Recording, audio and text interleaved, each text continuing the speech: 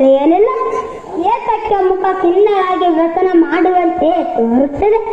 ನಿನ್ನ ಮಗನೇನಾದರೂ ನಿನ್ನ ಮಾತು ಮೀರಿ ನಡೆದಿರುವನೋ ಏನು, ಅಥವಾ ಪಾಂಡವರೇನಾದರೂ ಮಗನ ಲಗ್ನಕ್ಕೆ ಬರುವುದಿಲ್ಲವೆಂದು ಹೇಳಿದರೆ ಇಲ್ಲವಾಯ್ತು? ಹಾಗೇನಿಲ್ಲ ನಾರದರೆ.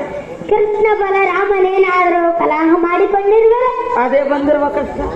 ಭಾವ ರೇವತಿ ಮತ್ತು ಸತ್ಯಭಾಮ ದೇವಿಯವರೇನಾದರೂ ನಿನ್ನನ್ನು ದೋಷಿಸಿದರೆ ಅದೇನು ಸಂಗತಿ ಎನ್ನ ಮುಂದೆ ಹೇಳಮ್ಮ. ಕೇಶವನ ತಂಗಿ, ಪಾರ್ಥನ ತಂಗಿ.